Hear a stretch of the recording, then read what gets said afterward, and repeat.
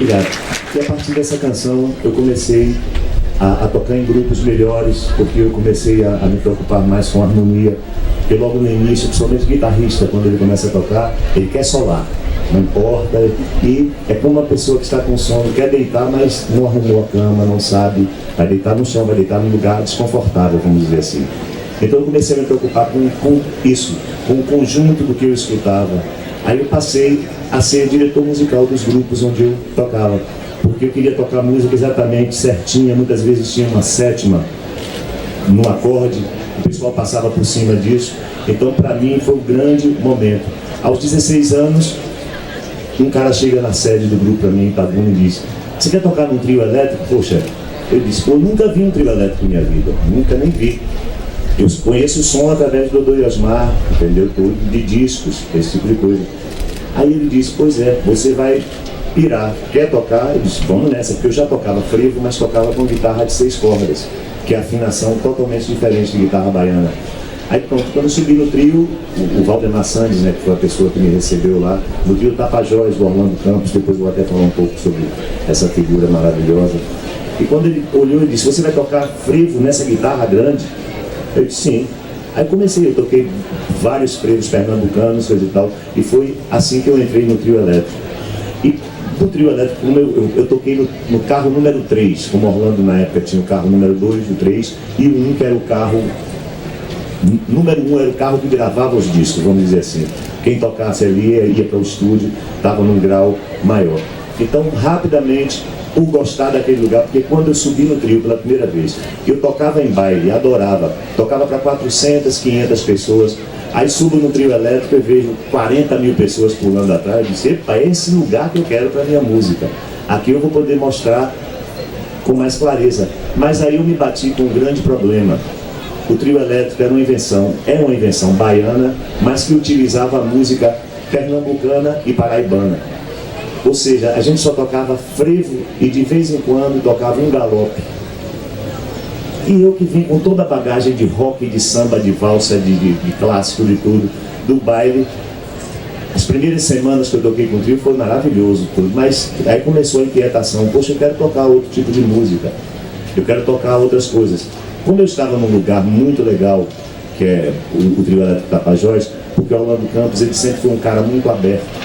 Ele chegava para o pessoal assim, e para quem não sabe, o primeiro trio elétrico a gravar um disco na Bahia foi o Tapajós, não foi o Dodô e Osmar, como muita gente acredita. Uma outra coisa maravilhosa é quando o seu Osmar perdeu o sogro dele, que era o grande incentivador do trio elétrico Dodô e Osmar, seu Armando, ele desistiu do trio. Orlando Campos continuou durante uma década construindo trios maravilhosos e levando a cultura baiana do trio elétrico à frente. Se ele tivesse parado, a gente não teria mais o trio elétrico. Com certeza, eu posso dizer isso. E ele chegou no 10º ano desse ato que seu Osmar tinha feito, e Dodô tinham feito, né? Ele pegou na Praça Castro Alves e devolveu a invenção ao Orlando, a seu Osmar. Disse: tá aqui, esse que foi o cara responsável por eu ser esse viciado em fazer carros. E, poxa, a história do Tapajós é maravilhosa. Tem o Caetanado, quando o Caetano chegou do exílio, que é um trio maravilhoso. Ou seja, eu fui parar nesse lugar, eu dei a maior sorte, porque ele só chegava pra gente e dizia: olha, eu não entendo nada de música, eu entendo de trio, de carroceria. Eu quero um disco bom, mas eu quero um disco bom que não seja igual ao de ninguém. Crie, faça. Então isso, para o artista, é o que falta hoje em dia na nossa música, é ser menos manipulada, é deixar. Um exemplo, quando eu cheguei nos anos 80, as gravadoras, que eu vou chegar até aí, havia uma coisa muito interessante, que era o diretor de comércio e o diretor artístico.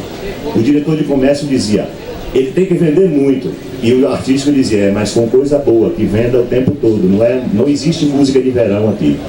Então isso era muito importante.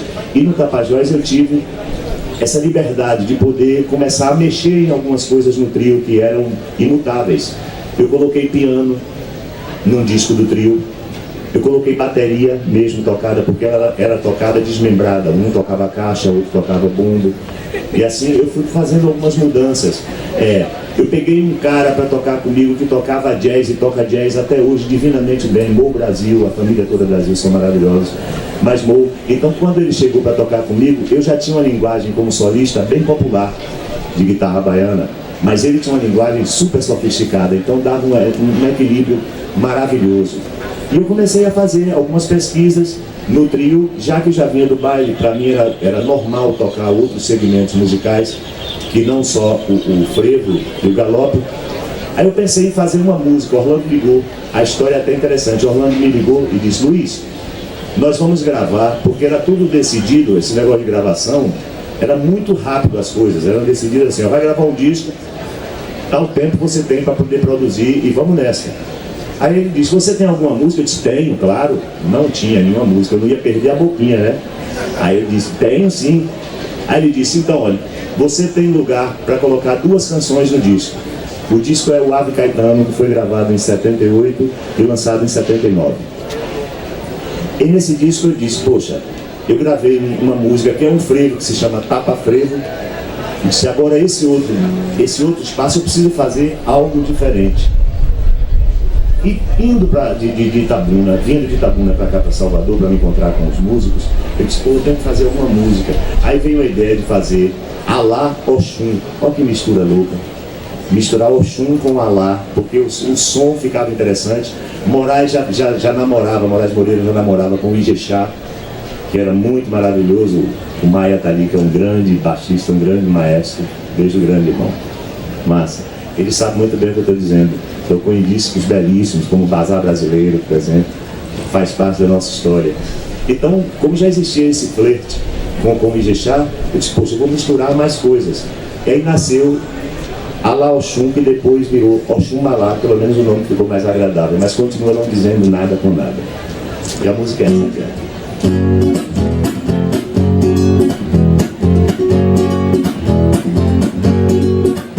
Oxum Malá, meu pessoal, estamos aqui como é que é, curtindo uma legal, em pleno carnaval, transando a foché.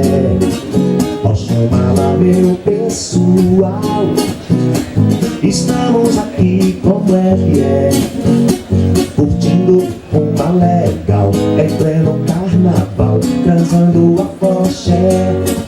No carnaval tem menina de trança, tem até índio curtindo de lança. No carnaval qualquer um quer pular, alá meu Zanzibar, alô Oxum Malá.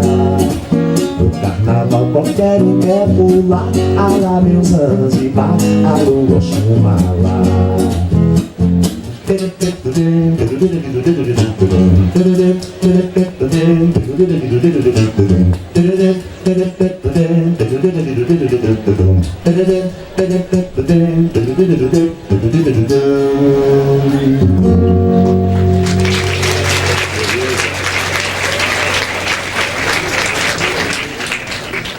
Então, com essa música, a gente começou, eu ouvi pela primeira vez a minha voz na rádio.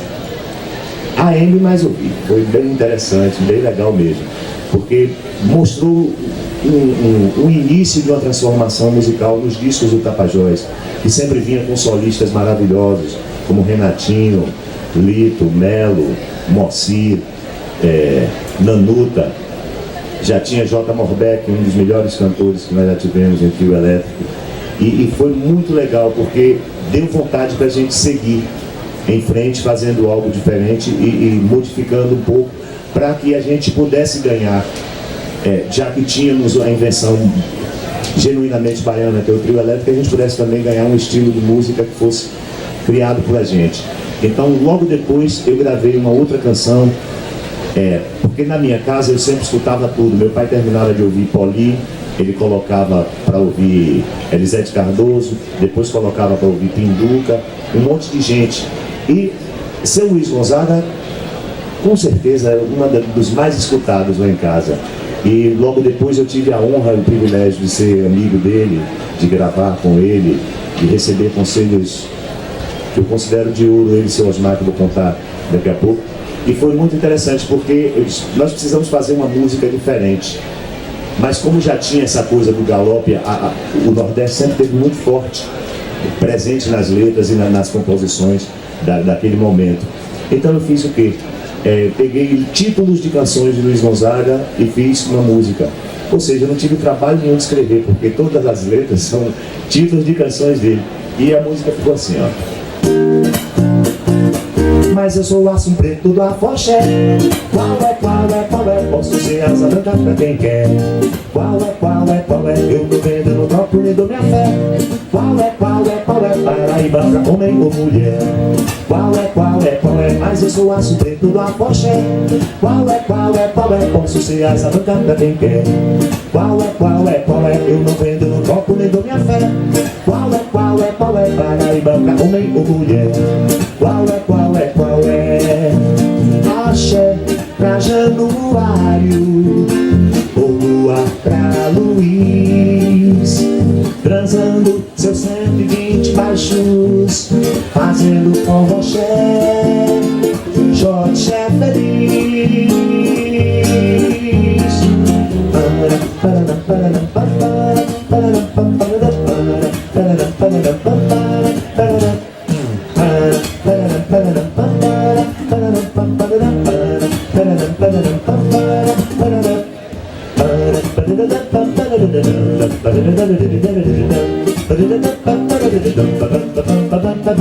Mas eu sou o aço preto do afoxé. Qual é, posso ser asa branca pra quem quer. Qual é, eu não vendo no copo nem dou minha fé. Qual é, Paraíba pra homem ou mulher. Qual é, axé pra Januário, ou lua pra Luiz, transando seus 120 baixos, fazendo forroxé, Jorge é feliz.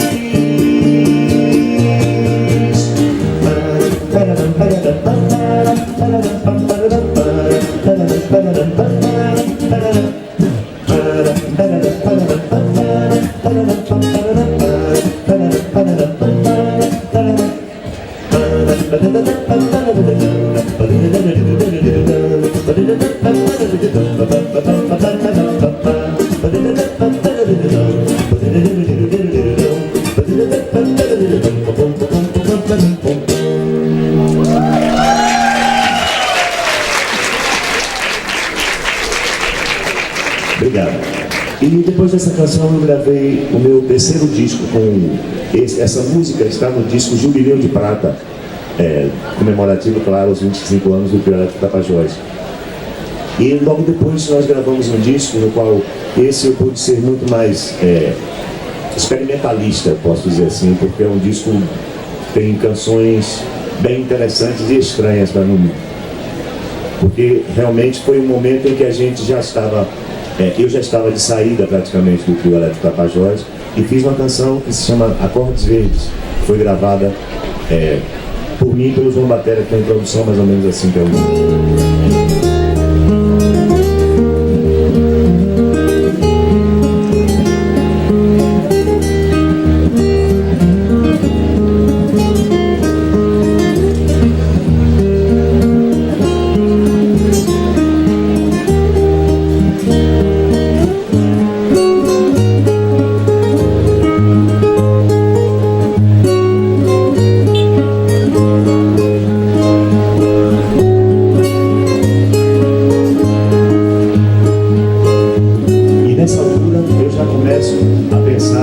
sozinho. Foi assim que eu fui parar para WR. É um capítulo maravilhoso da minha vida. O Wesley Rangel é um cara de uma importância fora de série na nossa cultura musical. O que ele já contribuiu em até chegar a fazer discos de pessoas que realmente tinham talento, que não tinham grana. Ele chegava e fazia, ele deixava o lado do comércio de lado e encarava. Ou seja, era um momento que hoje a gente poderia dizer que isso seria uma coisa lúdica, porque basicamente o comércio tomou conta da música, fechando de uma certa forma a porta da diversidade, né? Já começa pelas rádios. Tanto que eu sou de uma época em que a rádio tocava todo tipo de música, era difícil você ter uma rádio segmentada. Tinha sim as rádios hiperpopulares, eu não estou generalizando nada. Mas foi bem importante para mim, porque foi um momento onde eu tive mais acesso a gravações. Isso torna o músico mais preciso. Você no estúdio, ali está correndo tempo, tem outros profissionais envolvidos, você tem que ser o mais limpo na sua execução possível, para que você possa ter uma dinâmica de gravação a contento da produção necessária da gravadora, né, do estúdio. E lá eu comecei a gravar todo tipo de música. Eu estava no Paraíso justamente por isso. A gente terminava de gravar um disco de samba do grande Everaldo Gentil, gravava outro de Edir Pacheco. Aí depois, chegava o pessoal do Camisa de Vênus gravando algumas coisas, eu sempre observava, olhava, porque sempre teve aquela coisa. Eu acho que os primeiros a tentarem batizar o estilo de música que eu fazia foram os roqueiros, que chamavam de Axé Babaca, aí ficou só Axé Babá, tirou o K, né, essa coisa toda. E é bem interessante porque, de uma certa forma, se dialogava, mesmo que fosse para falar mal um do outro, havia essa sintonia, não havia tanta distância, vamos dizer assim, dos estilos. E ali na WR todos os estilos se encontravam, porque era o único estúdio que tinha por aqui, e foi lá que eu encontrei uma formação super legal de grandes músicos junto comigo, Maestro Carlinhos Marques, que nos ensinou demais sobre como se gravar, a coisa de você deixar o seu ego de lado quando vai fazer um arranjo. Poxa, a música necessita de um solo simples. Não, mas eu tenho que mostrar que eu sou o porretão, isso e aquilo. Isso tudo já acabou com tanta gravação, já acabou com tanto grupo. Então lá a gente aprendia justamente isso. E eu aprendi de uma forma meio rígida até, porque o primeiro arranjo que eu fiz foi para uma loja de calçados aqui de Salvador. Aí o cara que veio e comprou a peça, né, a propaganda, ele pediu um frevinho. Eu coloquei as guitarras baianas, uma fazendo a terça, tudo bonitinho, tudo legal. Quando ele chegou, ele disse: rapaz, maravilhoso, quem fez? Aí Rangel, foi o Luiz. Aí ele disse: parabéns. Agora peraí, vamos deixar mais a cara do que eu preciso mesmo. Tira o bumbo aí tirou o bumbo, tira o baixo, tira essa guitarra. Ficou a coisa mais feia, mais tétrica que eu já vi até hoje. Ele disse: agora tá bom. Rapaz, eu saí quase chorando, fui pra lá pro fundo do estúdio e disse: não, eu não vou aceitar isso não, velho. O cara matou meu arranjo aí, Rangel. Eu disse: seu arranjo não, a música não é sua não, a música é da loja. Aí eu caí na real, voltei, feliz da vida, para não dizer o contrário, claro, mas eu fui amolecendo, porque eu já tinha essa falta de preconceito do baile, entendeu? Mas só que no baile a gente tocava certo. A gente não precisava deixar a música tão estranha. E Rangel, junto com o Nestor Madrid, foram pessoas que me ajudaram muito, mas muito mesmo, em conseguir uma sonoridade legal, em gravar com mais tranquilidade. Gente, só um segundinho, acho que está bem próximo de 6 horas.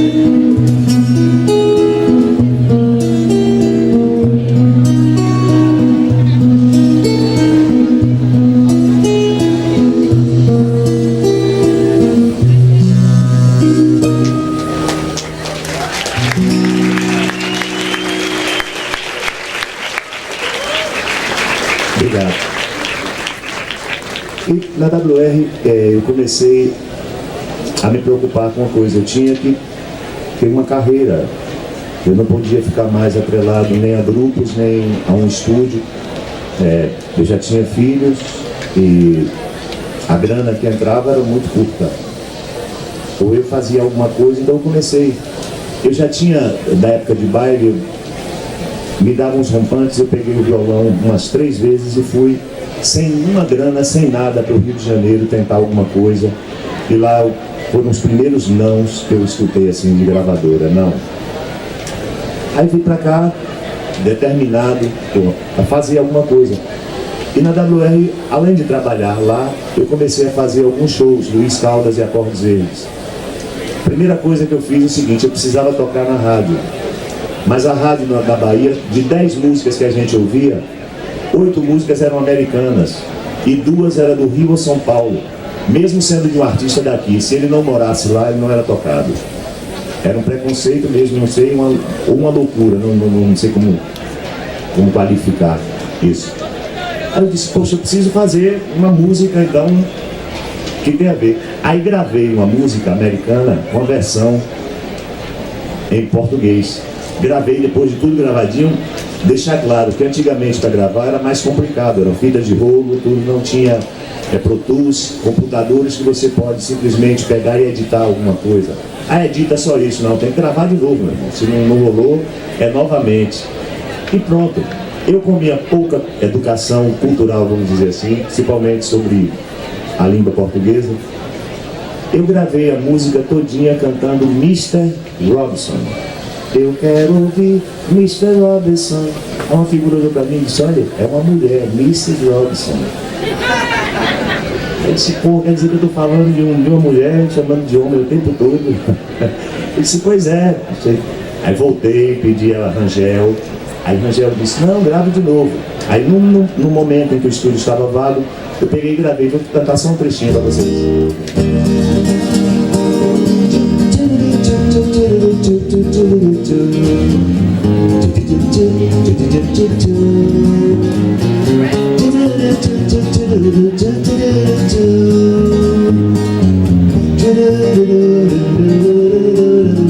Eu quero ouvir Mrs. Robinson, sei que ela agora vai cantar. Oh, oh, oh. Pois só assim Mrs. Robinson poderá viver, se divertir. Oh, oh, oh. Oh, oh, oh. Sei que muito longe, longe, longe vai surgir aquela estrela tão vazia para vadiar na vida com a nossa voz, curtir, cantar, transar, fumar e reluzir. Pois só assim Mrs. Robinson poderá viver só pra você. Eu quero rir, Mrs. Robinson, nem a tristeza impedirá. Ha, ha, ha. Ha, ha, ha.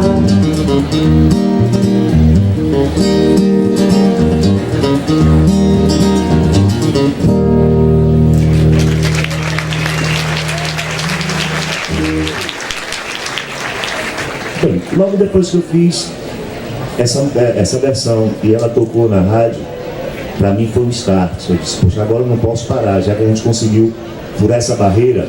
E foi o Cristóvão Rodrigues que abriu esse espaço para tocar, acreditou, depois de eu ficar um tempão com a minha fitinha lá. Muitas vezes eu levava a fita e dizia, não, vamos tocar, coloca no arquivo 13, é o disquete 13, esse não vai nunca pro ar, sacou? O cara copia a sua música, mas ela fica arquivada no 13, ali legal.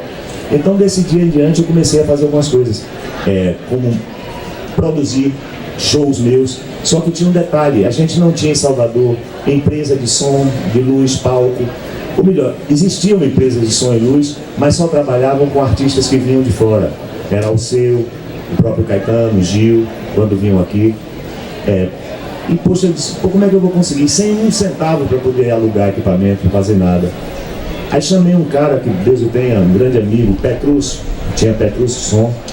Expliquei a ele, cara, eu preciso fazer um show, mas eu não tenho grana. Ele disse, pô, legal, boa ideia, muito boa mesmo, gostei pra caramba. É igual aquela coisa, velho, olha, vamos fazer um som de guitarra. Cachê não tem não, mas o pedal é bom pra caramba, você vai gostar, é muito interessante. Então foi basicamente isso. Ele disse, olha, não tem problema, eu disse, vou fazer um lance com você. Digamos que eu fosse pagar ele R$1.000 pelo aluguel do equipamento.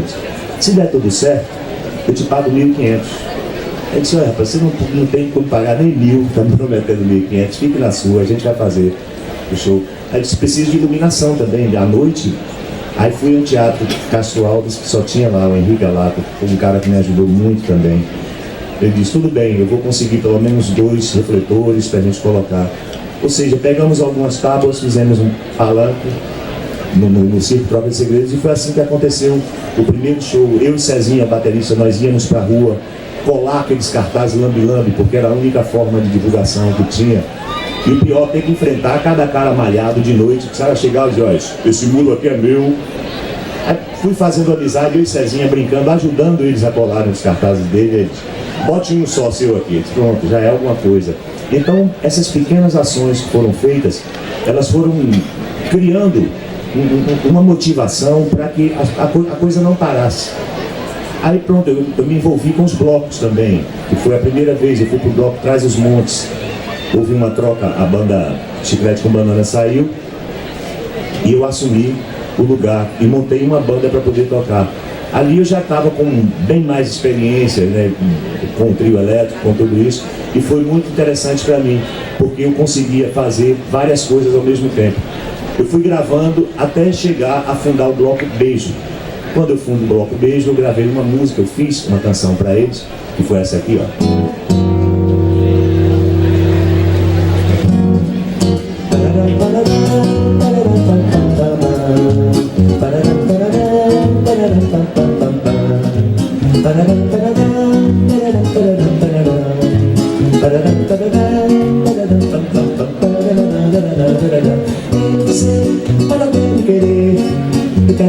Beijo, vou beijar você até o sol raiar. Quando a esperança como lança nas letras das corridas que nos levam sem parar.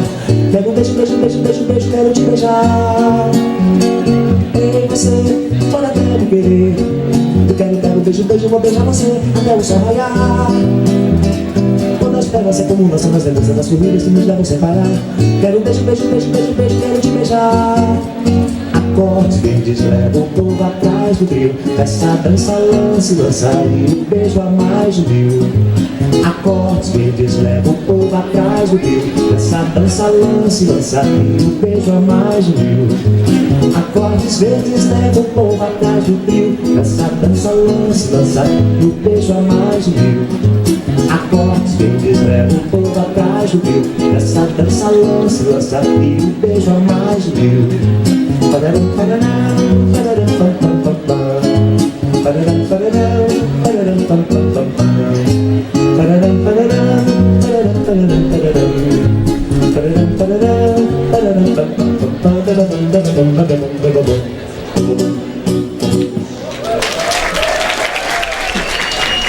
Obrigado. Valeu. Sim, e logo que faço essa canção, eu sempre, eu acho que a maior parte das pessoas sabem que eu adoro futebol e sou torcedor do Bahia. Mas calma, eu sou torcedor do Bahia, mas estou com saúde, então eu estou bem, está tudo certo. Olha, ninguém pode falar um do outro, não, que está meio difícil, mas tudo bem. Vamos ao que interessa. E gravei uma canção para um cara que ele prestou serviços maravilhosos, não só aos torcedores do Bahia, como aos torcedores do Vitória. Estou falando do Osni, foi um craque, tanto para os rubro-negros, como para os tricolores. E eu fiz uma canção para ele nesse disco. De um lado era Como um Raio, a canção, e do outro lado, porque muita gente diz que o baixinho é Romário, né? Não, o baixinho é o nosso aqui, tanto que na letra até fala. Tão pequeno quanto a bola, mas tão grande como um gol. Ele é o rei da brincadeira e também meu professor. Quando o baixinho toca na bola, leva a galera a delirar. Então já falava do nosso baixinho aí. E peguei esse disco cheio de vontade, né, de orgulho, porque Salvador já começava a curtir, já lotava os shows, entendeu? Já era bem interessante, eu já tinha pulado uma fogueira enorme, já tinha ralado bastante. O reconhecimento já estava se fazendo presente, né? Naquele momento. Então peguei junto com o Fernando Lima, meu primeiro produtor, uma grande figura. Entramos no Fusquinha Verde, cheio desses disquinhos. Mandei prensar 3.000 cópias na época.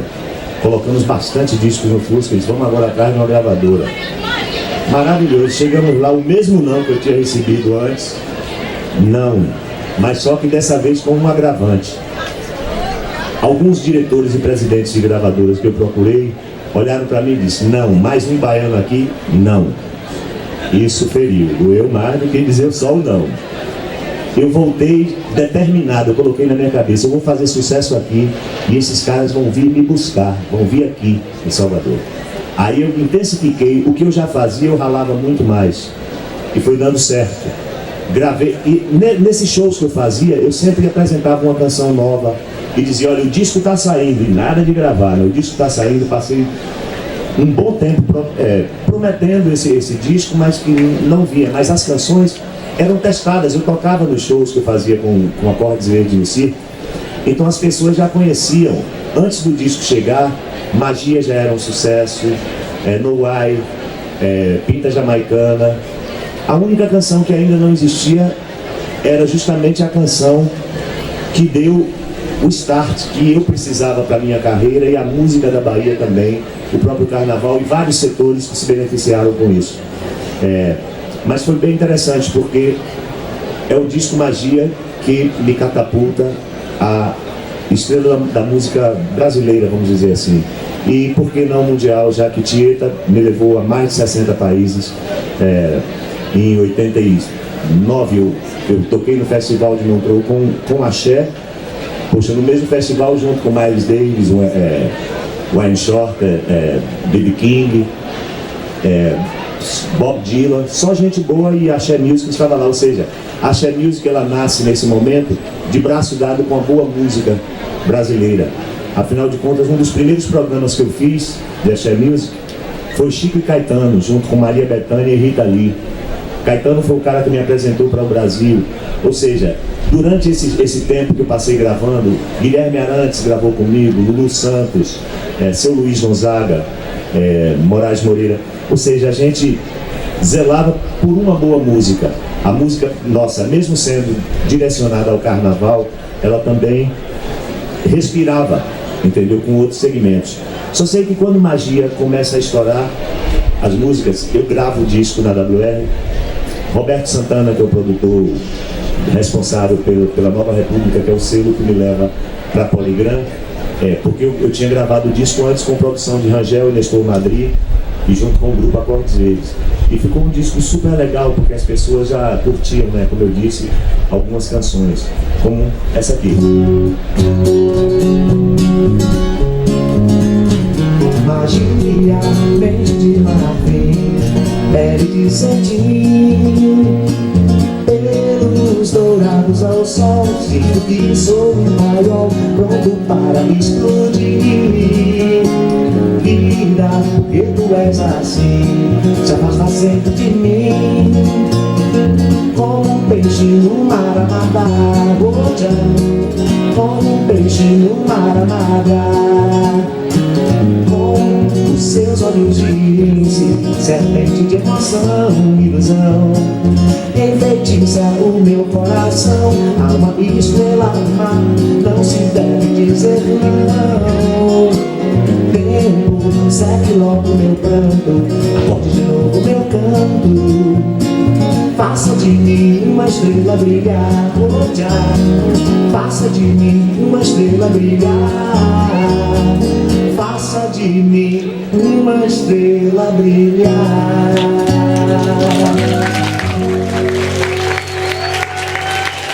Obrigado. Bem, com esse disco acontece uma coisa que eu não imaginava, mas eu torcia. Lá no fundo mesmo eu torcia muito por isso, para ter pelo menos um gostinho de dizer que os diretores e os presidentes de gravadoras que eu procurei estavam redondamente enganados mesmo. Porque a Bahia me deu um disco de ouro, eu vendi 100 mil cópias sem precisar de outro estado. Só a Bahia me deu um disco de ouro. Algo que eu acredito que só veio a acontecer depois desse feito aqui no nosso estado. Não tem registro de nenhum acontecimento assim. Todas as gravadoras ficavam malucos. Por quê? Vou explicar. Naquela época, artistas como Caetano Veloso, Gilberto Gil não, porque ele sempre teve um pé na pista de dança. Mas Caetano, por ser uma pessoa mais centralizada em setores musicais diversos, não só dançante, ele vendia 30 mil discos no país todo, isso durante um ano, entendeu? Quando vendia razoavelmente bem. Então chega um carinha e vende 300 mil discos em 2 anos do mesmo disco. Para a gravadora isso foi maravilhoso. Mas aí eles vieram, como eu tinha, não sei se foi uma praga ou o que é que foi, mas rolou. Eles vieram aqui e aí pronto. Como eu disse no início desse bate-papo aqui, uma coisa que eu agradeço muito a Deus é não ter ganância financeira. Eu tenho ganância musical, eu gosto de música, entendeu? Eu quero crescer musicalmente, porque eu sei que eu crescendo musicalmente eu ganho bem. Isso, obrigado. Valeu, obrigado. Isso aconteceu e foi fundamental nesse momento, porque existia uma coisa de praxe no Brasil que era até engraçada. As gravadoras, quando tinham um talento descoberto, alguém assim com potencial poder de venda, ou seja o que for, eles ofereciam logo de advance um apartamento no Rio, onde você escolhia o apartamento e um carro. O pobre coitado achava que era um presente, ele estava pegando o adiantamento do que ele ia ganhar, porque eles não atiravam, não existia aquela coisa de investir num artista que iria passar um verão, e poucos artistas no país naquela época aconteceu isso com a carreira deles. Então eles vieram com essa onda para mim. E outra coisa, todo artista tinha um produtor nomeado por eles. Quando eu iniciei a minha carreira musical em baile, tinha um cara que virou meu brother, meu amigo, a gente já tomou tanta cerveja, já bateu tanto papo junto. E eu fui saber depois, ele me enganou durante muito tempo pensando que ele era americano, Marco Davis. E ele cantava.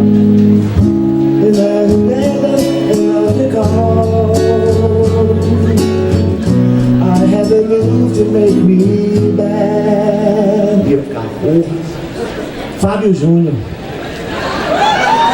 Porque ele não podia gravar em português.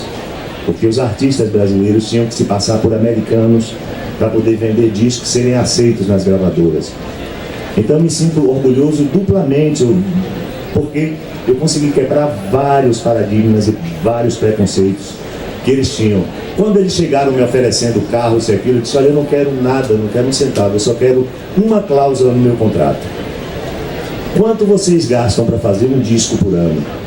Eu já sabia quanto é que, na década de 80, um disco, para chegar à loja, só a parte sonora, sem capa, sem nada, a gente gastava entre 100 mil e 150 mil dólares por disco. Então, resultado, eu disse, eu quero que você me dê 100 mil dólares por cada disco. Você quer um contrato comigo de 3 anos. São 300 mil dólares, você vai me entregar a cada ano 100 mil e eu lhe entrego o disco. Eu sou meu produtor, eu gravo o que eu quiser. Ninguém pode se interferir, ninguém pode interferir em capa, em nada. A ideia vai ser sempre minha. 99,9% deles disseram não de novo para mim. Só um cara, chamado Cor Van Dyke, que era o presidente da Polygram, na época que hoje é Universal Music, fechou o contrato comigo na hora.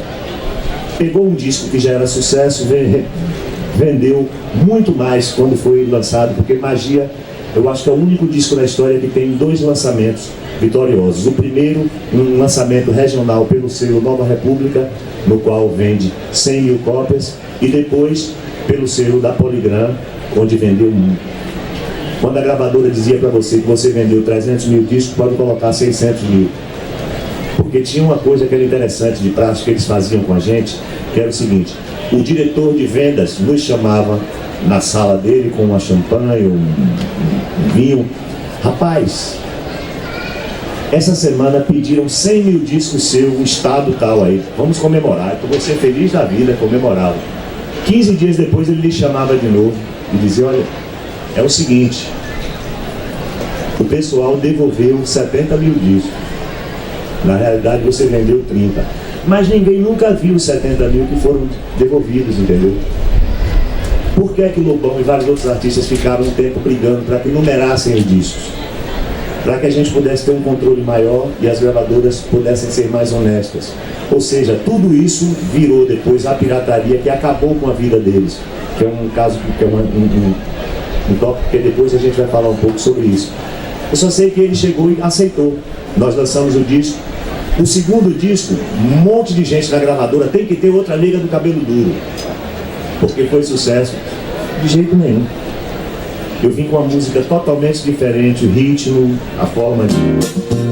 Ajaio, ajaio, axé babá, axé babá. Ajaio, ajaio, axé babá, axé babá. Ajaio, eu quero amor, quero amor. Axé babá, quero amar, quero amar. Ajaio, eu quero amor, quero amor. Axé babá, quero amar, quero amar. Você só me beija quando eu te beijar, ia, ia, ia, ia. Você só me olha quando eu te olhar, ia, ia, ia, ia. Você só me canta quando eu te cantar, ia, ia, ia, ia. Você só vem pra cama quando eu me deitar. No seu ti, vou me debochar por aí. No seu ti, vou me debochar por aí. No seu ti, vou me debochar por aí. No seu ti, vou me debochar. Quero ouvir vocês lá. Ajaio, ajaio.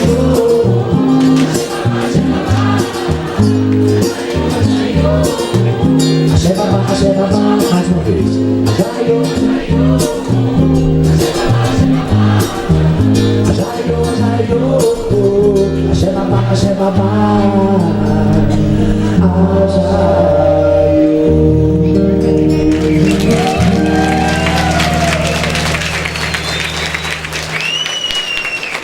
Aí muita gente pergunta, e por que não uma outra canção igual ao Fricote? Por várias coisas. Em primeiro lugar, para proteger a canção. Canção que você fica fragmentando demais, ela perde a força histórica tudo, porque vira só um comércio. E a história dessa música, mesmo sendo uma canção boba, é muito importante para a música da Bahia, para o comércio em que o carnaval se transformou, mesmo estando errado durante um muito tempo, mas foi o que aconteceu.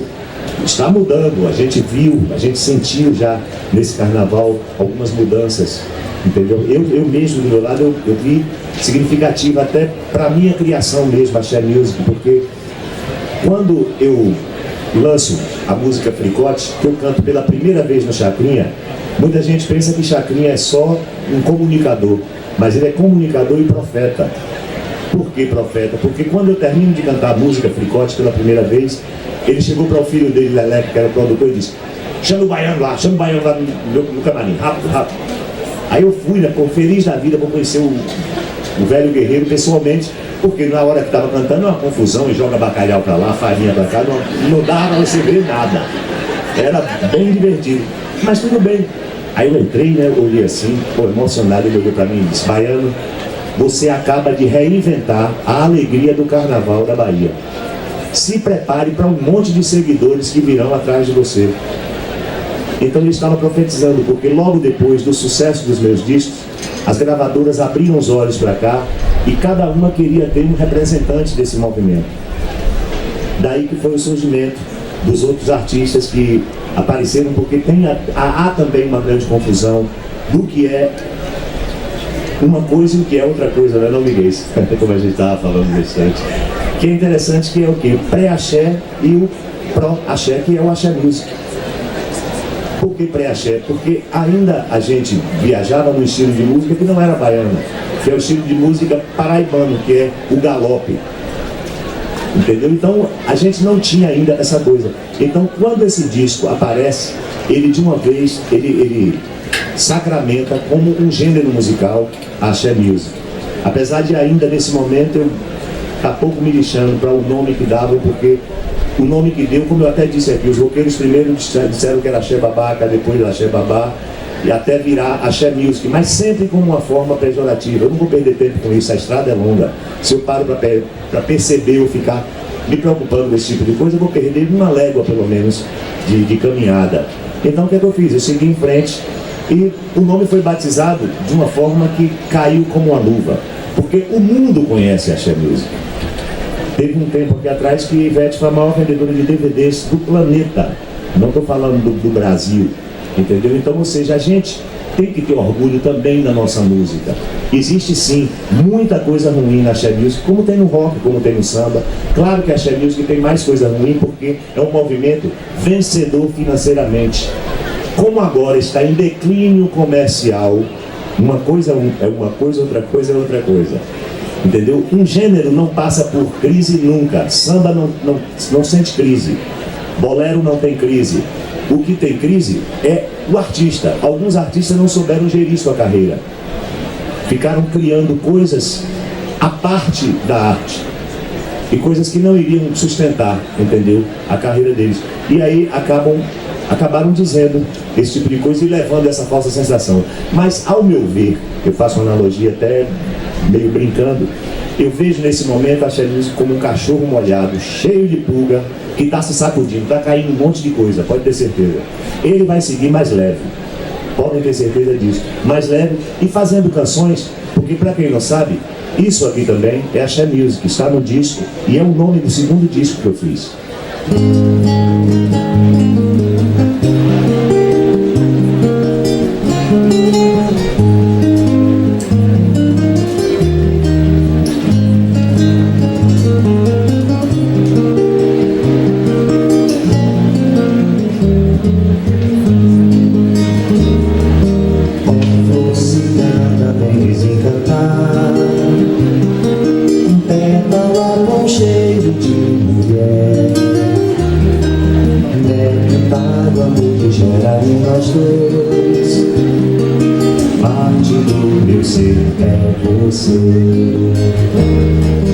Minha doce cigana faz meu fogo se apagar, nem que seja com teu vento, com a água do teu mar. O meu coração está em erupção e um pecado embarcado no teu corpo, estéril, alma gêmea, quero só ciganear. Ó mulher do ventre livre, quero te acariciar. Ó cigana, vem desencantar, pétala com cheiro de mulher, neve d'água do que gera em nós dois, parte do meu ser é você.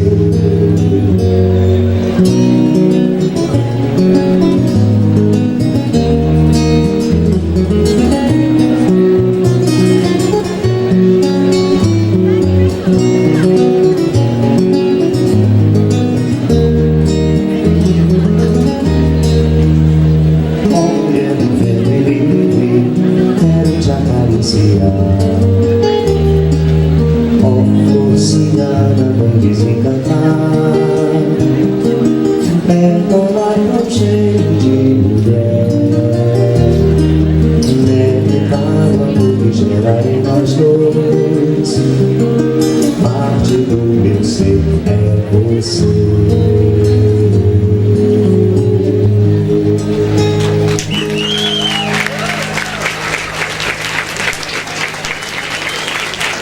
Obrigado.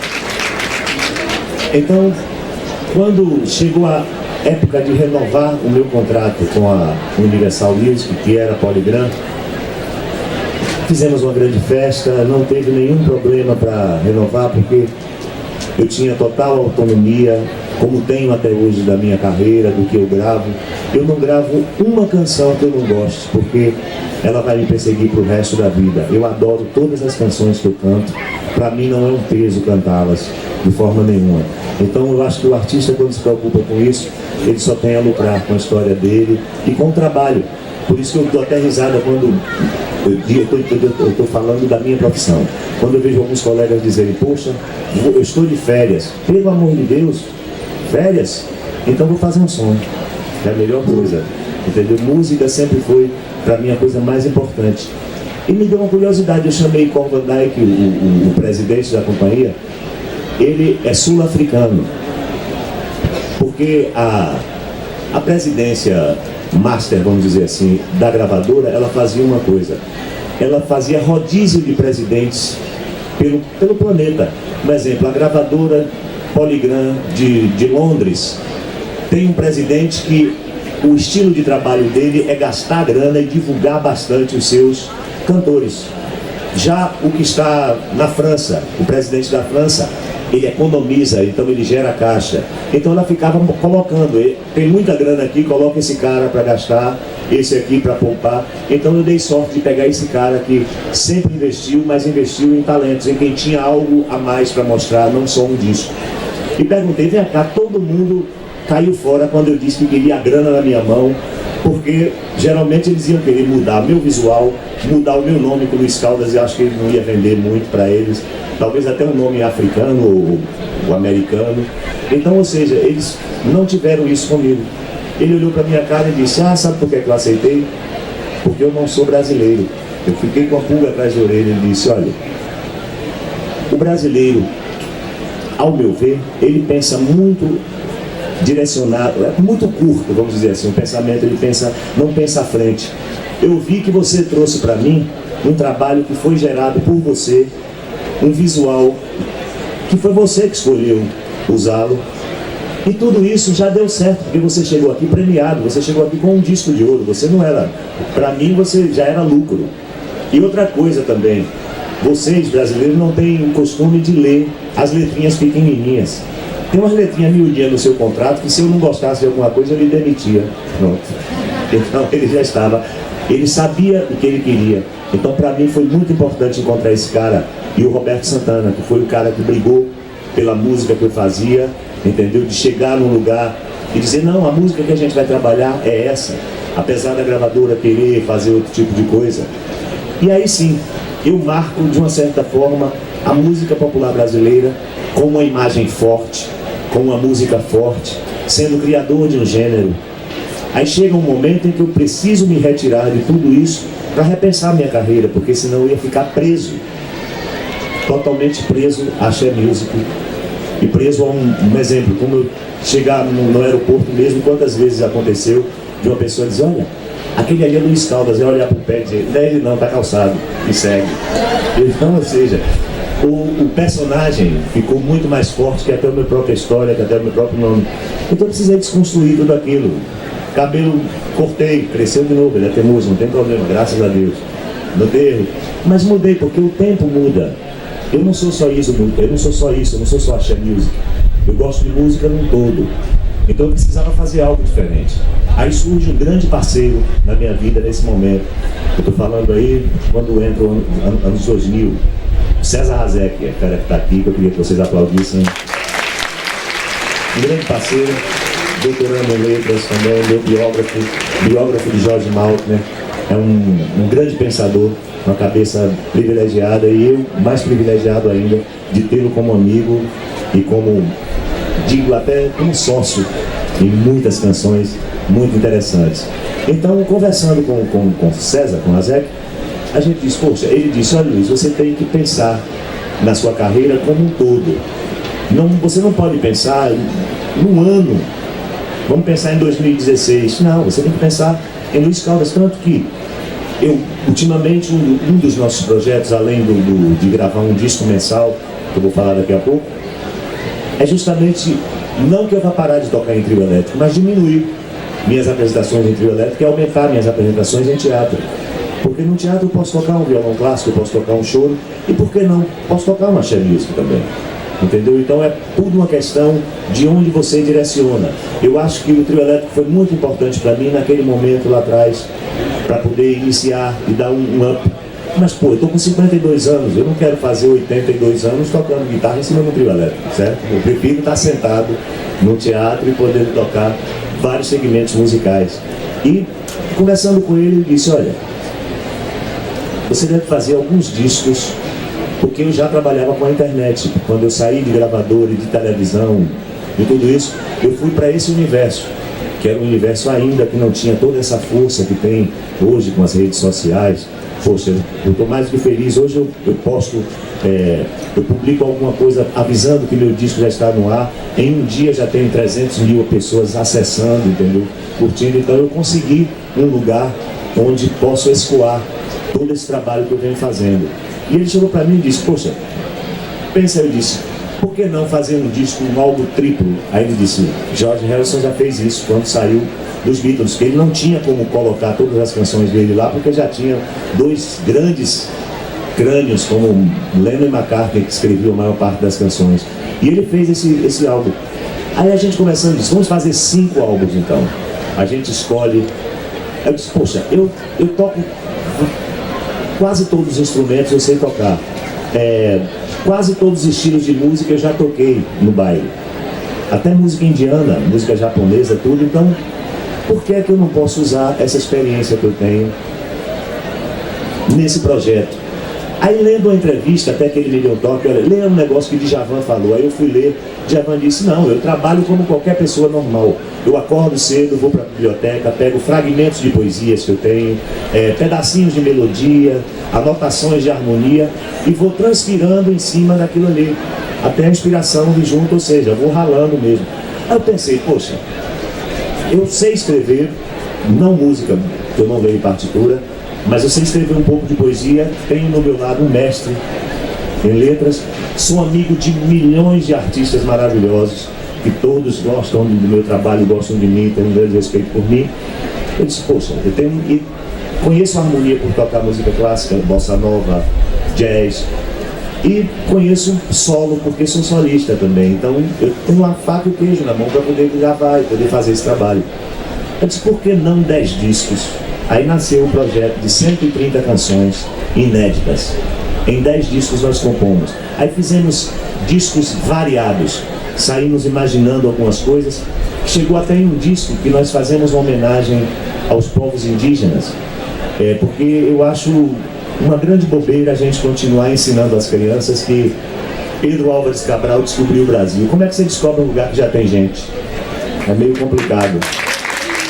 Então os nossos índios já estavam aqui. E outra coisa, o português eu acredito que seja uma língua emprestada, mesmo com todos os ajustes que nós fizemos, mas é uma língua emprestada. A nossa língua realmente é o tupi. E nós fizemos um disco todo em tupi, não tem uma palavra em português. Deu um trabalhozinho interessante. E o disco se chama Nhenengara Requetaba, que quer dizer o cantor da aldeia. E vou cantar uma canção para vocês.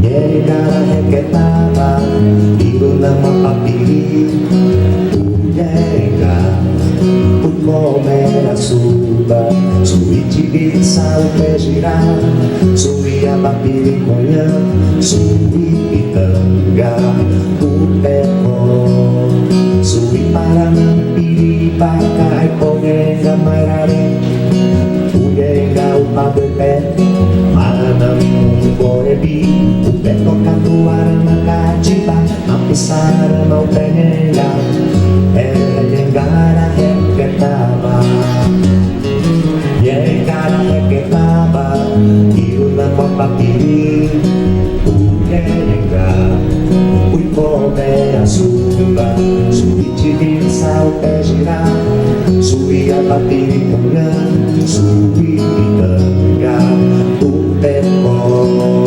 Suparanapiripaca, Aiponenga Mairare, Nhenenga Upaidoté, Maranaírum Moebi, Upeco Catu, Arana Catiba, Apissaba, Arana Perenga, essa é Nhenengara Requetaba, Requetaba, Nhenengara Requetaba.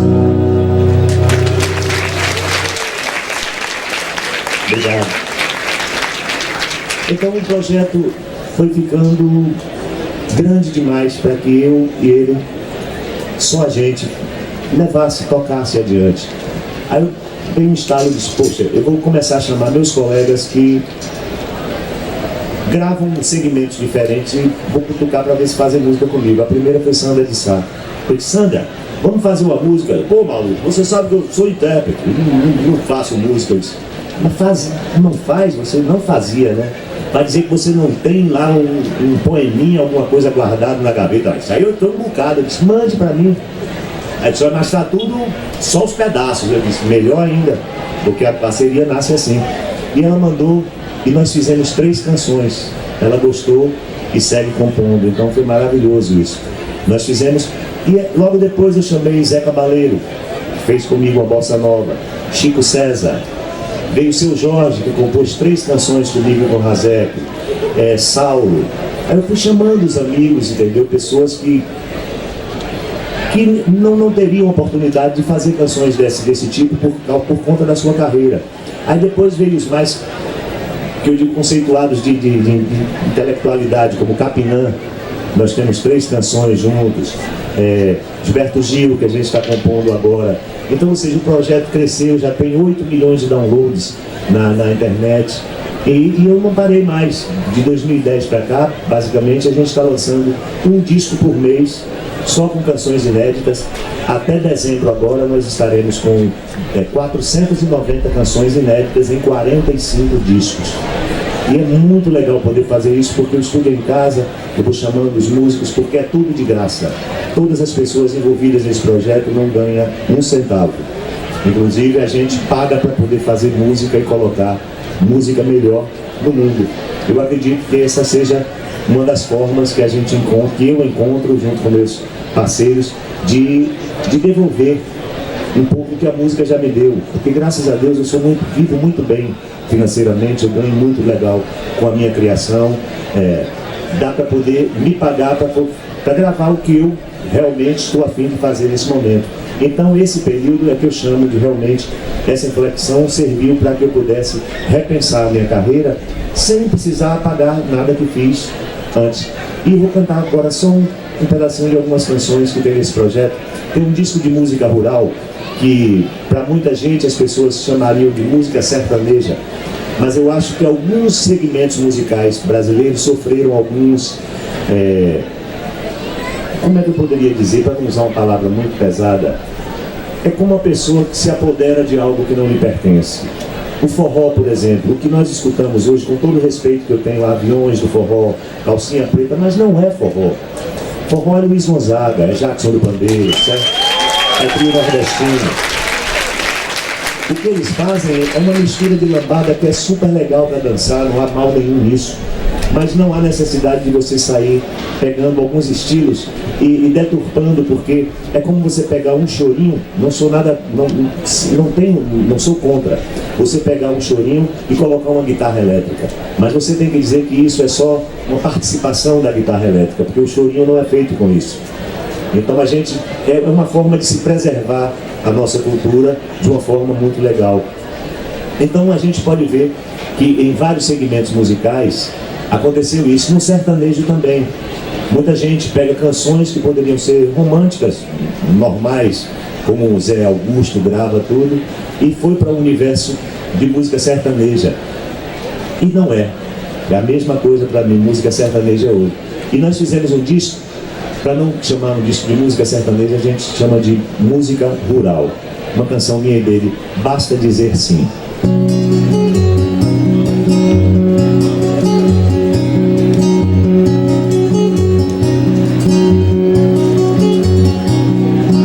Deixa começar de vez nossa história.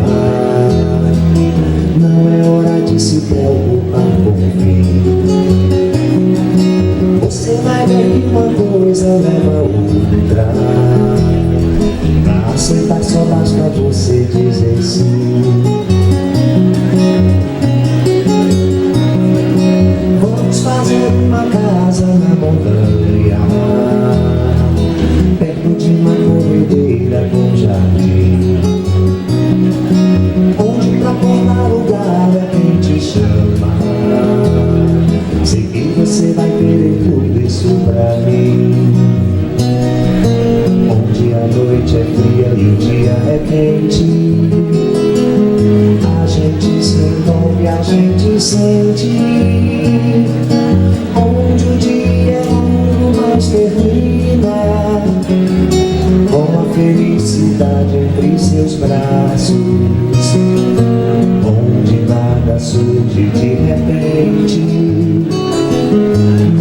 amor é o paraíso.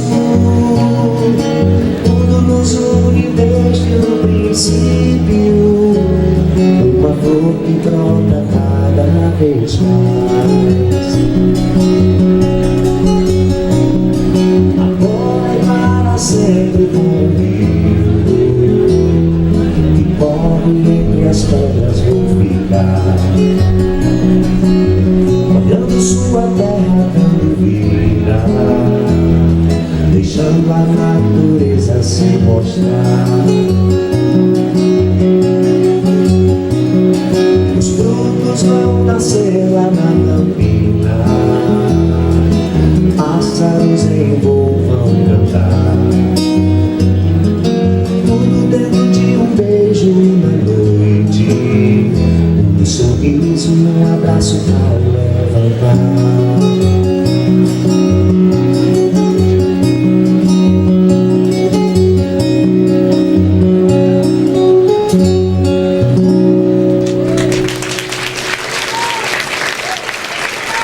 Obrigado.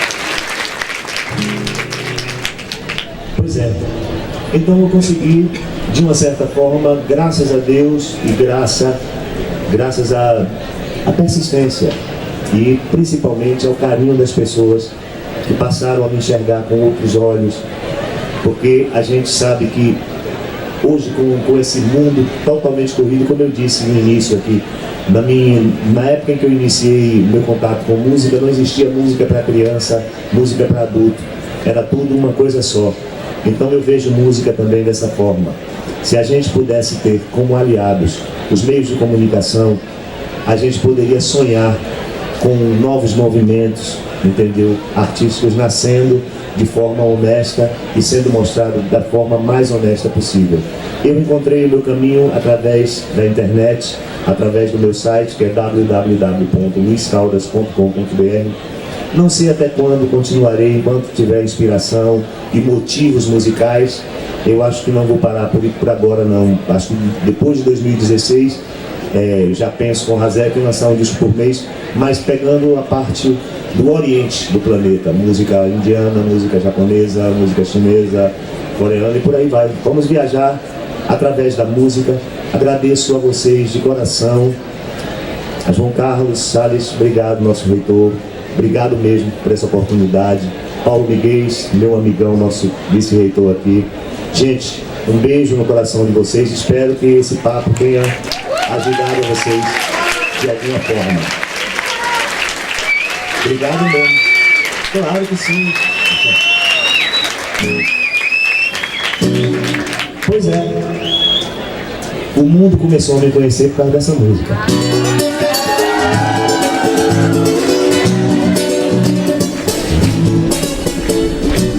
Negro cabeludo e não gosta de pentear. Quando passa no tubo, o negão começa a gritar. Olha, negro cabeludo e não gosta de pentear. Quando passa no tubo, o negão começa a gritar. Pega ela e pega ela e ela passa batom e ficou violeta. Uma coquinha na bochecha, pega ela e pega ela e ela passa batom e ficou azul. Na boca e na porta do céu.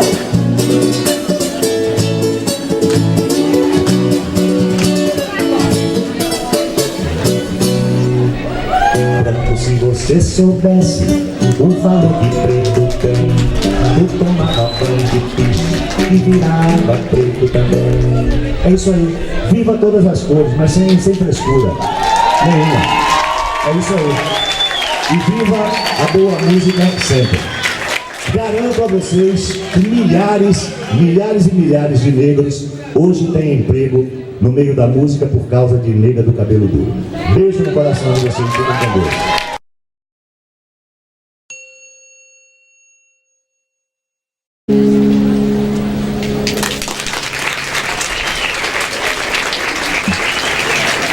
Obrigado. E a partir dessa canção eu comecei a tocar em grupos melhores, porque eu comecei a me preocupar mais com a harmonia. Porque logo no início, principalmente o guitarrista, quando ele começa a tocar, ele quer solar, não importa. E é como uma pessoa que está com sono, quer deitar, mas não arrumou a cama, não sabe, vai deitar no chão, vai deitar num lugar desconfortável, vamos dizer assim. Então eu comecei a me preocupar com isso, com o conjunto do que eu escutava. Aí eu passei a ser diretor musical dos grupos onde eu tocava, porque eu queria tocar música exatamente certinha, muitas vezes tinha uma sétima no acorde, o pessoal passava por cima disso. Então para mim foi um grande momento. Aos 16 anos, um cara chega na sede do grupo para mim em Itabuna e diz: você quer tocar num trio elétrico? Poxa, eu disse: pô, eu nunca vi um trio elétrico na minha vida, nunca nem vi. Eu conheço o som através do Dodô e Osmar, entendeu? Tudo, de discos, esse tipo de coisa. Aí ele disse: pois é, você vai pirar, quer tocar? Eu disse: vamos nessa, porque eu já tocava frevo, mas tocava com guitarra de 6 cordas, que é a afinação totalmente diferente de guitarra baiana. Aí pronto, quando eu subi no trio, o Valdemar Sandes, né, que foi a pessoa que me recebeu lá, no trio Tapajós, do Orlando Campos, depois eu vou até falar um pouco sobre essa figura maravilhosa. E quando ele olhou e disse: você vai tocar frevo nessa guitarra grande? Eu disse: sim. Aí comecei, eu toquei vários frevos pernambucanos, coisa e tal, e foi assim que eu entrei no trio elétrico. E do trio elétrico, como eu toquei no carro número 3, como Orlando na época tinha o carro número 2, o 3, e o 1 que era o carro, número 1 era o carro que gravava os discos, vamos dizer assim. Quem tocasse ali ia para o estúdio, estava num grau maior. Então, rapidamente, por gostar daquele lugar, porque quando eu subi no trio pela primeira vez, eu tocava em baile, adorava, tocava para 400, 500 pessoas, aí subo no trio elétrico e vejo 40 mil pessoas pulando atrás, e disse: epa, é esse lugar que eu quero para minha música, aqui eu vou poder mostrar com mais clareza. Mas aí eu me bati com um grande problema. O trio elétrico era uma invenção baiana, mas que utilizava a música pernambucana e paraibana. Ou seja, a gente só tocava frevo e de vez em quando tocava um galope. E eu que vim com toda a bagagem de rock, de samba, de valsa, de clássico, de tudo, do baile. As primeiras semanas que eu toquei com o trio foi maravilhoso, tudo, mas aí começou a inquietação: poxa, eu quero tocar outro tipo de música, eu quero tocar outras coisas. Como eu estava num lugar muito legal, que é o trio elétrico Tapajós, porque o Orlando Campos, ele sempre foi um cara muito aberto. Ele chegava para o pessoal assim, porque para quem não sabe, o primeiro trio elétrico a gravar um disco na Bahia foi o Tapajós, não foi o Dodô e Osmar, como muita gente acredita. Uma outra coisa maravilhosa é quando o seu Osmar perdeu o sogro dele, que era o grande incentivador do trio elétrico Dodô e Osmar, seu Armando, ele desistiu do trio.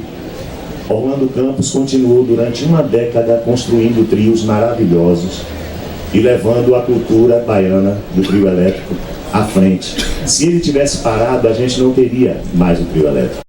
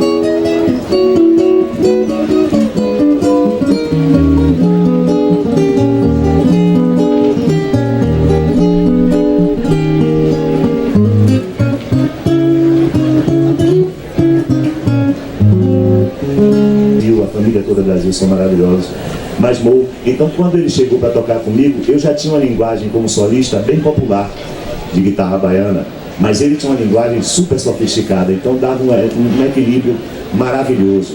E eu comecei a fazer algumas pesquisas no trio, já que eu já vinha do baile, para mim era normal tocar outros segmentos musicais, que não só o frevo e o galope.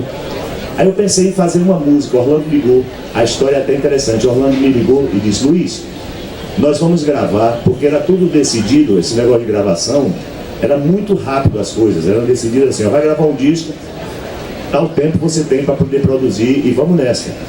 Aí ele disse: você tem alguma música? Eu disse: tenho, claro. Não tinha nenhuma música, eu não ia perder a boquinha, né?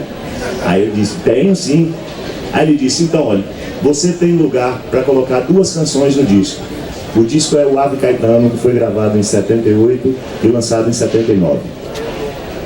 E nesse disco eu disse: poxa, eu gravei uma música que é um frevo, que se chama Tapa Frevo. Eu disse: agora esse outro espaço eu preciso fazer algo diferente. E indo de Itabuna, vindo de Itabuna para cá, para Salvador, para me encontrar com os músicos, eu disse: pô, eu tenho que fazer alguma música. Aí veio a ideia de fazer Alá Oxum. Olha que mistura louca. Misturar Oxum com Alá, porque o som ficava interessante. Moraes já namorava, Moraes Moreira já namorava com o Ijexá, que era muito maravilhoso. O Maia tá ali, que é um grande baixista, um grande maestro. Beijo grande, irmão. Massa. Ele sabe muito bem o que eu estou dizendo. Tocou em discos belíssimos. Com certeza eu posso dizer isso. E ele chegou no 10º ano desse ato que seu Osmar tinha feito, e Dodô tinham feito, né? Ele pegou na Praça Castro Alves e devolveu a invenção a seu Osmar. Disse: tá aqui, esse que foi o cara responsável por eu ser esse viciado em fazer carros. E, poxa, a história do Tapajós é maravilhosa. Tem o Caetanado, quando o Caetano chegou do exílio, que é um trio maravilhoso. Ou seja, eu fui parar nesse lugar, eu dei a maior sorte, porque ele só chegava pra gente e dizia: olha, eu não entendo nada de música, eu entendo de trio, de carroceria. Eu quero um disco bom, mas eu quero um disco bom que não seja igual ao de ninguém. Crie, faça. Então isso, para o artista, é o que falta hoje em dia na nossa música, é ser menos manipulada, é deixar. Um exemplo, quando eu cheguei nos anos 80, as gravadoras, que eu vou chegar até aí, havia uma coisa muito interessante, que era o diretor de comércio e o diretor artístico. O diretor de comércio dizia: ele tem que vender muito, e o artístico dizia: mas com coisa boa, que venda o tempo todo, não existe música de verão aqui. Então isso era muito importante. E no Tapajós eu tive essa liberdade de poder começar a mexer em algumas coisas no trio que eram imutáveis. Eu coloquei piano num disco do trio, eu coloquei bateria mesmo tocada, porque ela era tocada desmembrada, um tocava caixa, outro tocava bumbo, e assim eu fui fazendo algumas mudanças. Eu peguei um cara para tocar comigo que tocava jazz e toca jazz até hoje divinamente bem, Mo Brasil.